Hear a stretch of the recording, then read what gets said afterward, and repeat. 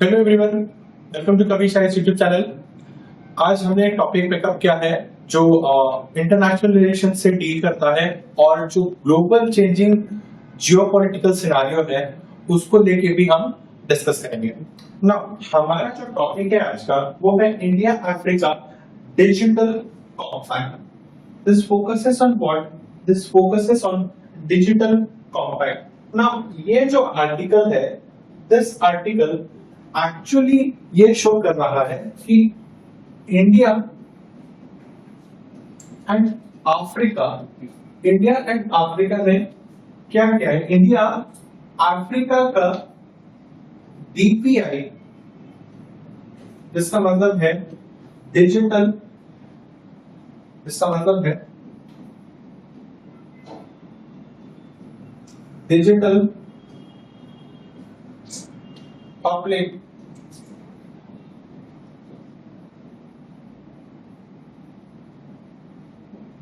Public infrastructure DPI का development करने के लिए वहां पे क्या कर रहा है, कुछ कॉम्पैक्ट्स, कुछ डील साइन कर रहा है। At the same time India ने क्या किया, since Africa is not a country, Africa is a continent और उसमें बहुत सारे कंट्रीज हैं। जैसे अगर हम देखेंगे तो ज़ांज़ीबार पे आईआईटी मैड्रास ने अपना पहला ओवरसीज ब्रांच खोला है, जिसमें क्या है, एआई का, डेटा साइंस का,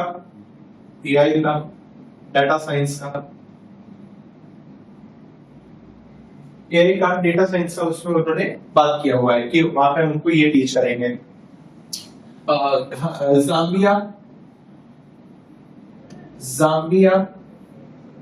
जाम्बिया पे हमने जाम्बिया के साथ इन्होंने क्या किया, टाई किया है। जाम्बिया ने, इंडिया ने क्या है, smart Zambia initiative,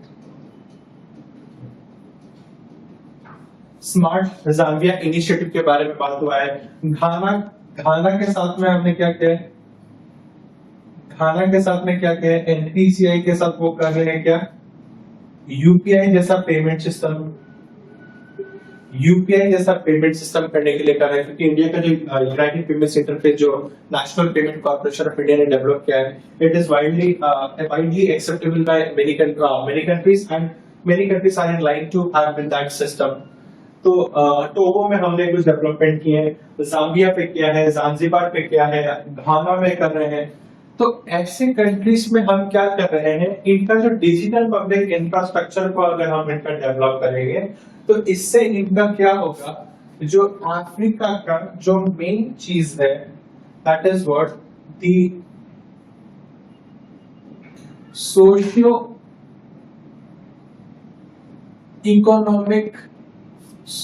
economic development होगा।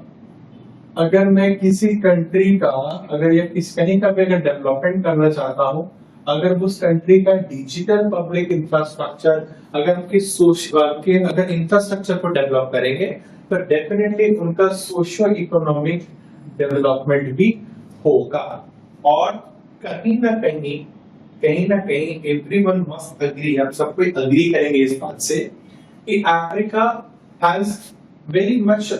के पास में क्या है, जो पोटेंशियल है, अफ्रीका का पोटेंशियल बहुत ज्यादा है। कैसे है, वो लोग बहुत ही ज्यादा predominantly what they have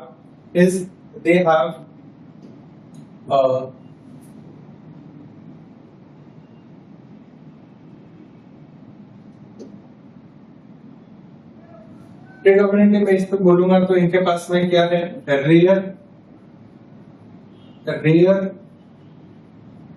earth elements हैं।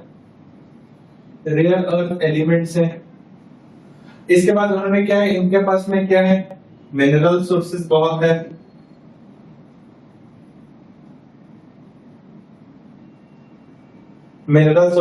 है। स्ट्रेटेजिक लोकेशन पे भी है। So Africa has this full potential of being a developed continent but the socio-economic challenges that is there, the political unrest, जो political unrest बनेगा होगा, political instability, civil wars, terrorist organizations जैसे कि क्या है, बोको हराम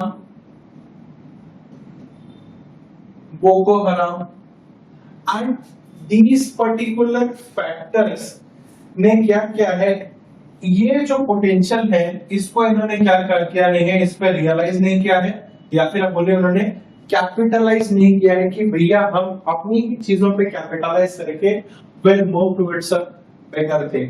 but at the same time countries like India, जिसमें हमने जाम्बिया, टोगो, घाना, ज़ांज़ीबार पे क्या कर रहे हैं, उनके सोशल इकोनॉमिक डेवलपमेंट के ऊपर में काफी काम कर रहे हैं. And Africa is also showing keen interest with our public infrastructure development, but the challenge remains critical. But the challenge remains, क्यों इन दोनों के बीच में खड़ा है चाइना खड़ा है, and China with its date trap policy use कर रहा है, चाइना अफ्रीका को यूज कर रहा है, ये सारी चीजों को एक्सप्लॉइट कर रहा है, and literally making with that debt trap policy Africa को भी क्या करना चाहता है, they want to make them debt burden.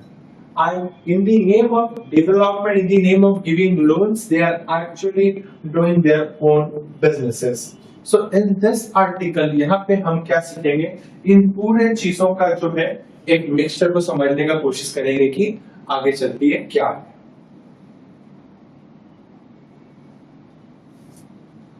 Okay. Now, what is this topic focusing on? Let's start here. The Africa holds immense importance for India's strategic and economic interest, particularly in the realm of critical minerals. Critical minerals के realm में बहुत ज़्यादा importance है किसका? Africa का importance है किसके लिए? इंडिया के लिए. And same चीज is also realized by China. The convenient presents a crucial opportunity for India to secure its supply chain. जिसपे इंडिया अभी काफी हेवी काम कर रहे हैं, क्या करने के लिए? सप्लाई चेन को डेवलपमेंट करने के लिए. However, India faces significant challenges in leveraging this potential.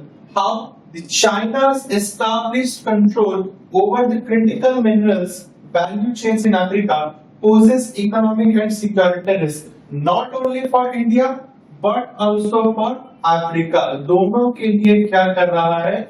Challenges ला रहा है. जैसे मैंने बताया, debt trap का ला रहा है.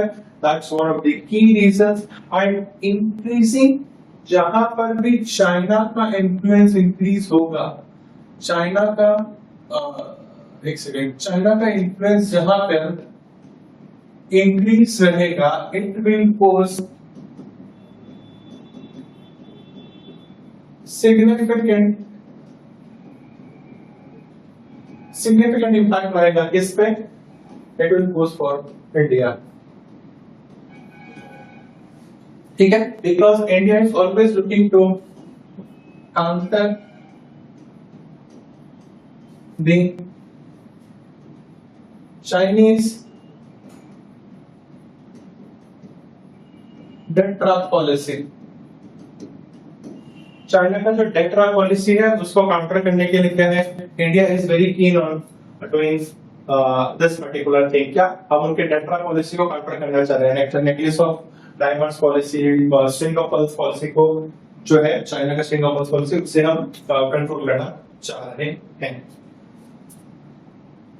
Next, why Africa matters for India. Before coming into this part, यहाँ आने से पहले यहाँ अगर हम थोड़ा स्टडी करने का कोशिश करेंगे, then we'll find something very critical for us, बहुत ही ज्यादा इंपॉर्टेंट इंफॉर्मेशन यहाँ से ही हम रिसीव कर लेंगे।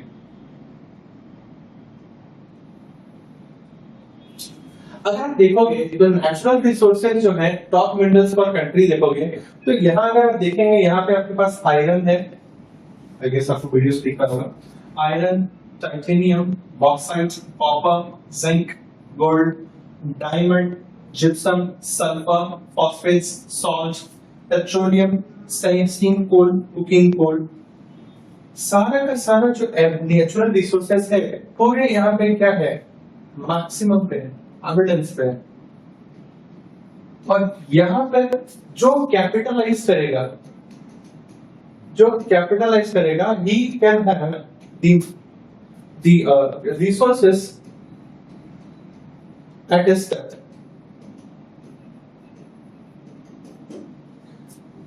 पूरा का पूरा अगर आप ये देखेंगे यहाँ पे भरा पड़ा है, जैसे मोरक्को में देखेंगे फॉस्फेट्स है, माली पे देखेंगे गोल्ड है, one of the very poorest country Mali, वहां पे क्या है, गोल्ड है।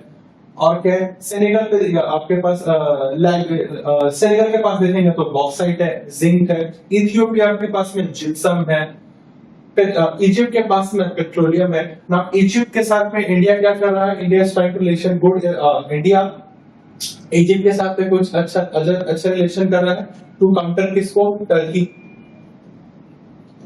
To counter Turkey.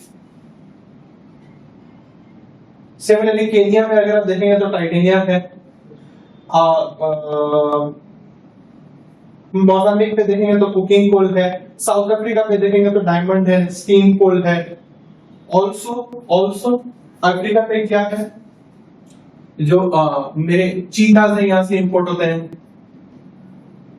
चीताज यहाँ से इंपोर्ट होते हैं। So apart from this digital infrastructure, critical minerals house करते हैं, वो भी हम आगे पढ़ेंगे। उससे ऊपर हम नेचुरल रिसोर्सेज हाउस करते हैं, इंपॉर्टेंट एनिमल्स जब वहां जो अफ्रीकन चीताज होते हैं उससे हम इंपोर्ट करते हैं। So not only for the economics point of view, the geographical point of view, the political point of view, rather India और अफ्रीका का जो रिलेशन है एक मल्टीपल पर, एक मल्टीलैटरल पैरामीटर्स में है कि भैया एक ही चीज पे नहीं है, we work with different points पे हम एक दूसरे के साथ में एंगेज्ड है।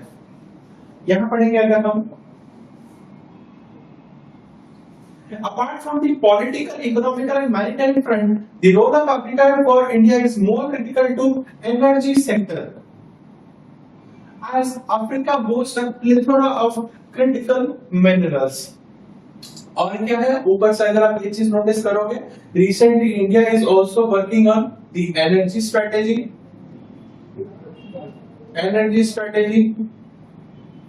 the role of BESS, the battery energy storage system।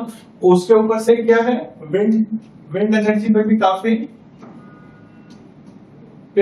Focus किया जा रहा है। अफ्रीका's vast lithium reserves, Tata में particularly in countries like Zimbabwe, Namibia, Ghana are crucial for India's electric vehicle ambitions। इसीलिए हमने यहाँ पे भी, खाना पे मैंने बताया कि हमने क्या यहाँ पे यूपीआई जैसा सिस्टम किया है, नामिबिया पे भी किया है, जिम्बाब्वे के साथ में क्या है, जिम्बाब्वे के साथ में हमारे क्रिकेट रिलेशंस अच्छे हैं, क्रिकेट रिलेशंस है हमारे अच्छे। टूरिज्म वहां पे जाते हैं काफी लोग, क्रिकेट, इंडिया क्रिकेट भी खेलने जाते हैं mostly in the month of July. So हम उनको क्या करते हैं, जिम्बाब्वे को इकोनॉमिक सपोर्ट भी देते हैं, टूरिज्म होगा, ट्रेड होगा, स्पोर्ट्स होगा, तो ultimately Zimbabwe will gain from that. And what Zimbabwe has coal for us. Zimbabwe के पास में क्या है, कोल है। जिम्बाब्वे के पास में क्या है, द एनिमल्स, चीतास है। Madagascar and Mozambique are established flake and powder graphite producers essentials for EV batteries and energy storage system। Africa hosts significant deposit of rare earth elements, जिसको हम क्या बोलते हैं, REE, rare earth elements, crucial for high-tech industries। Countries like South Africa, Malawi, Kenya have untapped REE potential, but yet they are realized। मैंने जैसे कहा था कि untapped उनके पास, उन्होंने अभी तक realize नहीं किया है।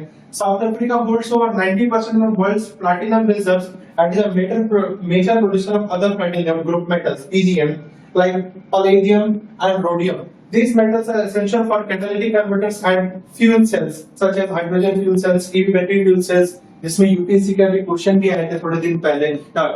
एक फर्स्ट क्वेश्चन ही था यूपीएससी का, जो फर्स्ट क्वेश्चन आया था वो फ्यूल सेल्स पे ही लेके आया था। हम हाइड्रोजन फ्यूल सेल व्हीकल्स की बात करें, एचएफसीज की बात करें, हाइड्रोजन फ्यूल सेल्स की बात कर रहे हैं। In India we are talking about the PM E drive scheme. और क्या ईवी चार्जिंग स्टेशन के ऊपर में फोकस करें, इन्वेस्टमेंट हो रहा है। मोर एंड मोर क्या चाहते हैं India, net zero carbon emissions की ओर हमारा फोकस है। नेट जीरो कार्बन एमिशंस 2070 तक हम जाना चाहते हैं। और ये कैसे अचीव होगा? This will only be achieve if we establish a good India and Africa relationship. अगर हम उनके साथ में अच्छा रिलेशनशिप रखेंगे then की बात होगा। and that is why Africa is more strategically important for India for these amount of reasons, for their natural resources and for their rare earth minerals capacity की potentials such as अब सब में देख लो ना, EV ambitions के बारे में बात कर रहे हैं, एनर्जी स्टोरेज सिस्टम की बात कर रहे हैं, जिसमें मैंने यहाँ पे बेस्ट पे किया था। और मैं किस पे बात किया था? अनटैप्ड RE पे मैंने बात किया था, प्लैटिनम पे बात हो रहा है। तो मेरा क्या है, एनर्जी सेक्टर जिसको मैं बात कर रहा हूं, जिसमें रिसेंटली एक आर्टिकल आया था व्हिच सेड, एक रिसेंट आर्टिकल ने कहा था दैट, क्या कहा था, मैं इन्वर्टेड कोट्स पे लिख दे रहा हूं, energy security is economic security. और डेवलपमेंट सिक्योरिटी। अगर आपका एनर्जी सेक्टर डेवलप करेगा, सिक्योर रहेगा, तो आपका इकोनॉमिक भी सिक्योर रहेगा। And from that statement combining with this particular concept we can achieve that. Going forward आगे क्या है? The Chinese influence. सबसे बड़ी क्रिटिकल बात है कि भैया तो चाइनीज इन्फ्लुएंस के साथ में जो हम डील कर रहे हैं वो सबसे ही ज्यादा हमारे लिए क्या है, बात है जो वी नीड टू कंसीडर की how we can deal with them. The evolving relationship between China and Africa nations encompassing economic, political and strategic interactions. Okay, this relationship is characterized by significant Chinese investment. Mark this, या फिर आप इसे समझने की कोशिश करें, इसमें ये क्या लिखा है, Chinese investments, डेवलपमेंट नहीं है ना, चाइनीज इन्वेस्टमेंट्स है in trade and aid as well as growing concerns about debt sustainability. जो मैं तब से बात कर रहा था ना, जो डेट ट्रैप की बात कर रहा था अपने स्टार्टिंग ऑफ दिस सेशन पे, मैं इसी चीज की बात कर रहा था। Sustainability influence and potential for neo colonial practices. जो चाइना का एम है नियो कॉलोनियल प्रैक्टिसेस, और ये भी सबसे बड़ा बात है जो कंट्री समझ नहीं पा रही है, such as Bangladesh,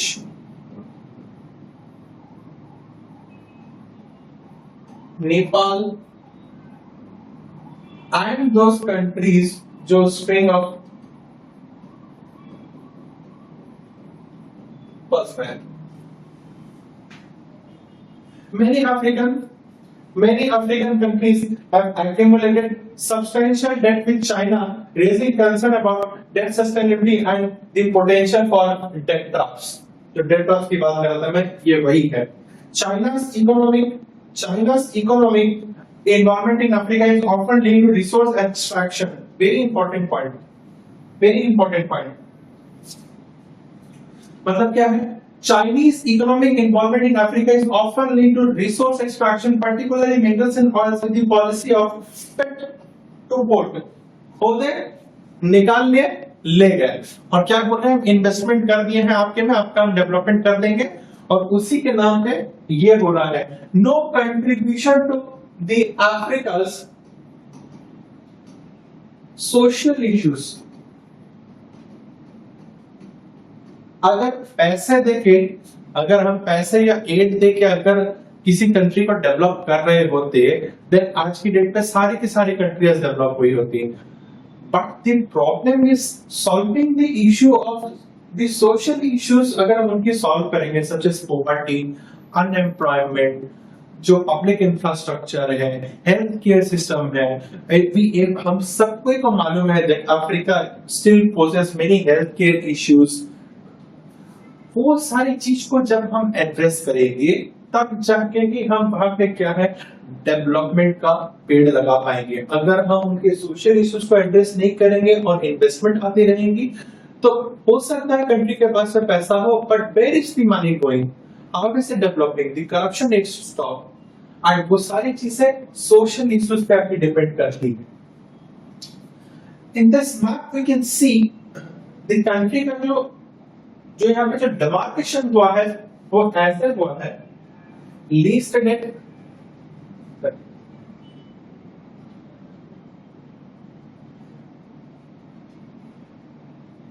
least debt country, no data. Ports with major Chinese investment. Port में ही क्यों कर रहे हैं भाई, सारे के सारे अगर आप देखोगे ये वाला एरिया पे है,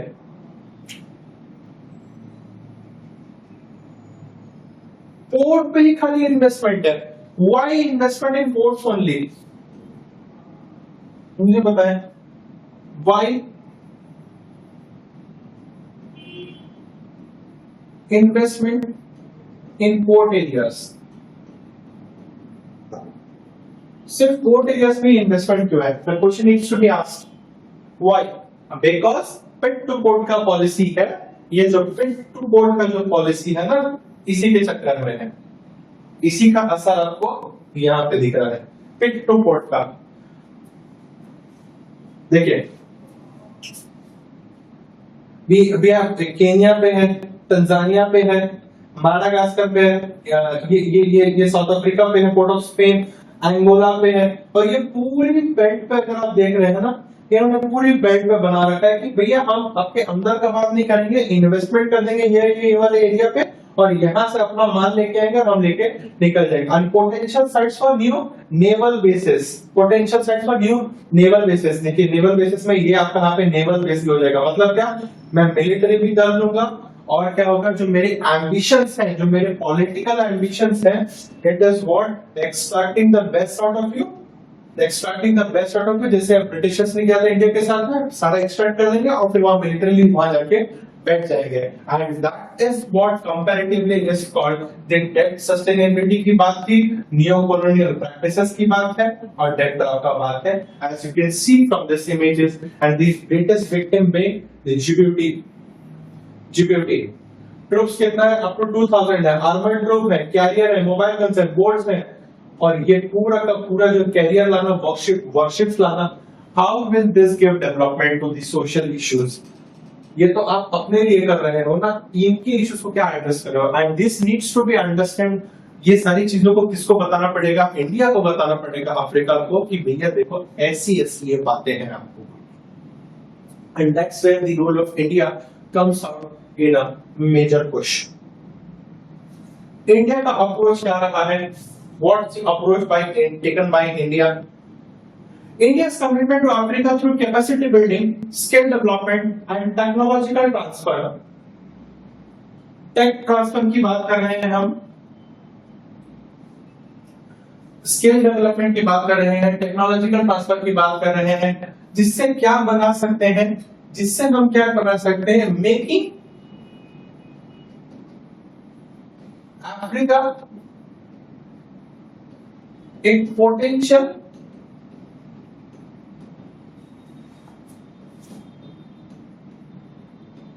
partner in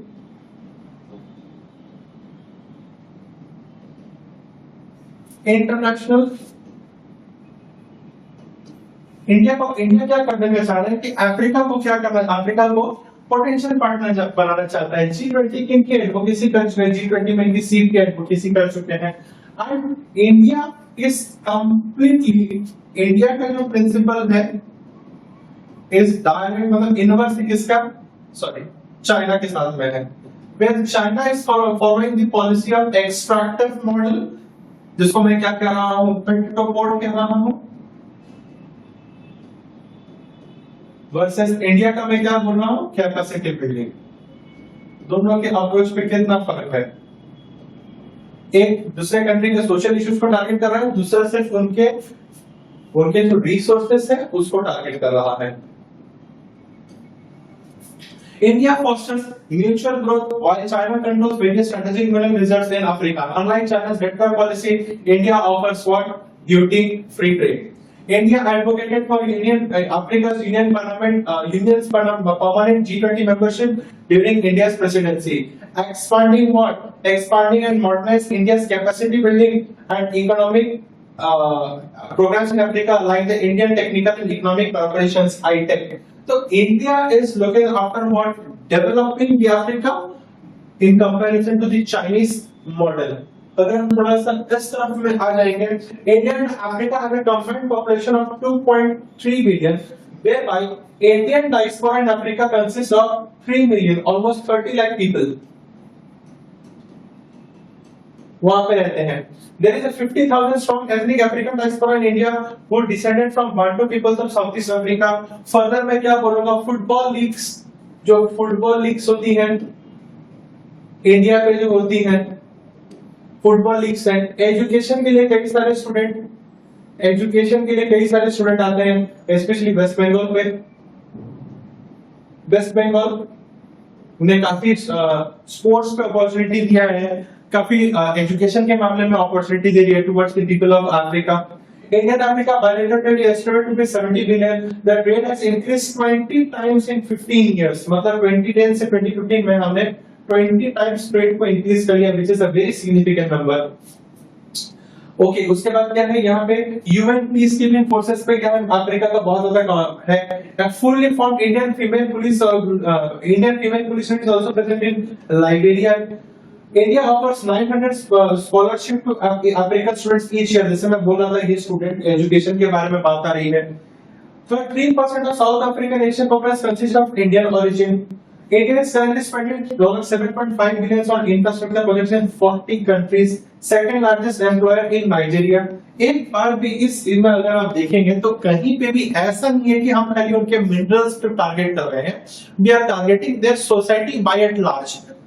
So this is what is India's approach. Recent scenario क्या है? In the new era of growth, the Africa's Union Digital Transmission Strategy, जो 10 साल का इनका प्रोग्राम है, what it aims for what? It aims for digital innovation at the heart of its agenda. It recognizes the need for government to adopt digital solutions that can accelerate the social economic progress, जहां पर कि India का role जो होगा will be